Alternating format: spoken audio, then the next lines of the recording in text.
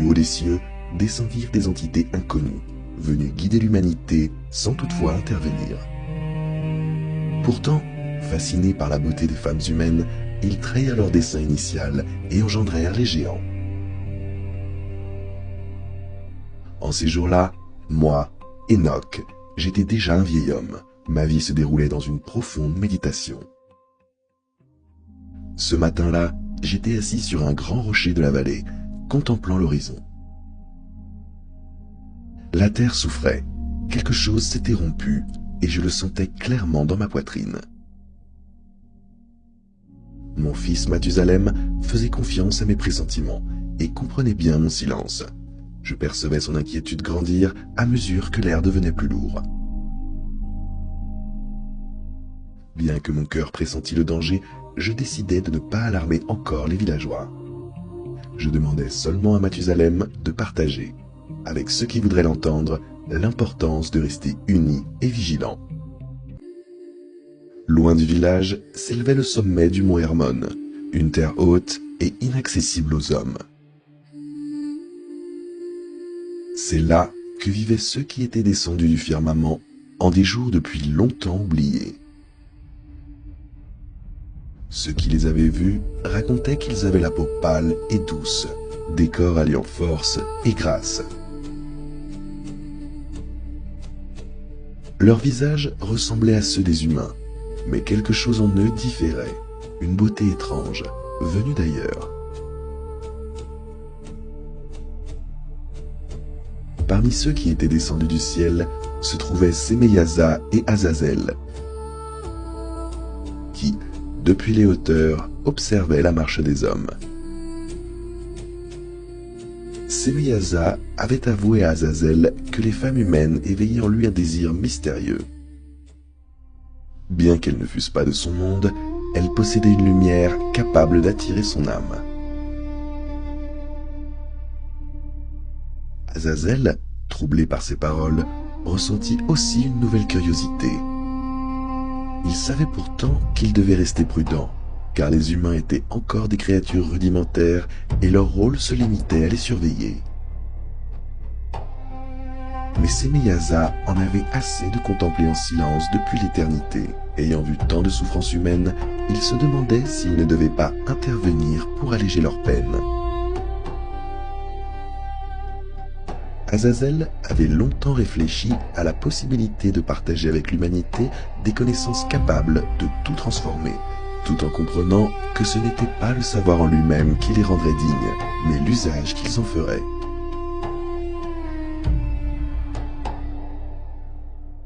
Tous deux savaient que s'ils suivaient cette voie, ils franchiraient des limites encore jamais touchées. Ils changeraient à jamais et le monde des hommes changerait avec eux. Un pacte silencieux commença à se former, marquant la rupture de l'ordre établi. Les lois qu'ils suivaient interdisaient toute intervention directe. Agir ainsi revenait à déchirer le fragile tissu de l'équilibre.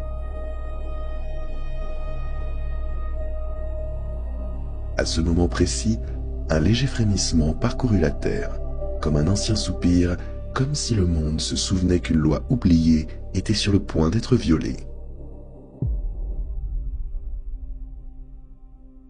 Azazel sentit clairement que la terre tentait de les avertir de quelque chose. Semeyaza, cependant, interpréta cette secousse comme un signe que le monde humain était peut-être prêt à recevoir ce qui approchait. Tous deux restèrent immobiles, silencieux, comme si le temps s'était arrêté. En cet instant, quelque chose d'invisible commença à naître. Dans les jours qui suivirent, le village tenta de retrouver son calme habituel. Tandis que les femmes s'occupaient des enfants, les hommes menaient leurs troupeaux paître dans des prairies tranquilles. Mais sous cette apparente sérénité, l'inquiétude flottait dans l'air, jamais exprimée à voix haute.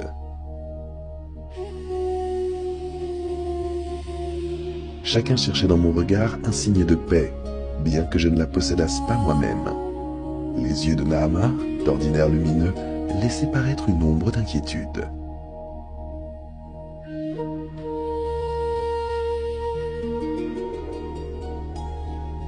Elle me raconta que plusieurs voisins avaient remarqué que le gibier se faisait rare et que les oiseaux semblaient éviter la rivière.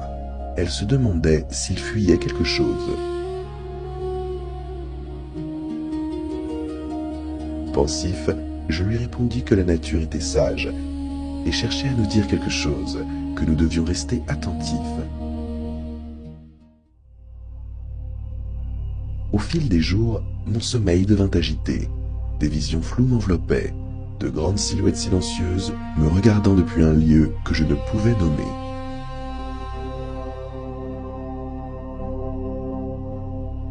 Un soir, au crépuscule, je décidai de marcher vers les abords du village pour trouver la clarté et la solitude. Mais à peine avais-je fait quelques pas qu'une présence m'arrêta.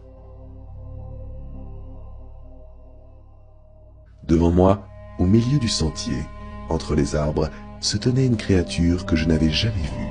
Je sentis aussitôt que cette rencontre n'était pas le fruit du hasard. Cet être semblait m'attendre.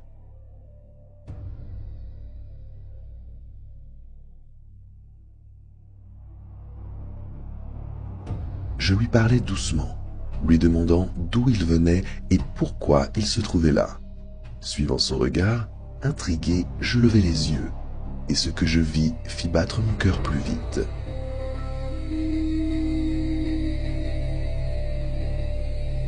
Sur un rocher élevé, au sommet lointain baigné par la dernière lueur du jour, se tenait une silhouette grande et imposante. Sa posture, droite et digne, exprimait une sérénité au-delà de l'humain. Elle m'observait, immobile dans le lointain, pareille à une statue. Malgré la distance, je distinguais clairement sa beauté étrange.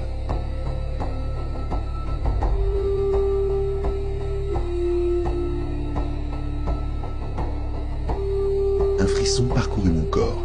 Était-ce l'un de ces êtres dont parlaient les anciennes légendes ? Je murmurai pour moi-même, avec une certitude ancrée jusque dans mes os, que quelque chose d'inconnu et de grand allait bientôt descendre de ces vieilles montagnes. Je compris alors que le village continuerait d'exister, mais qu'il ne serait plus jamais le même. Je sentis une force invisible commencer à me guider. Cette rencontre marqua le début de mon éveil spirituel.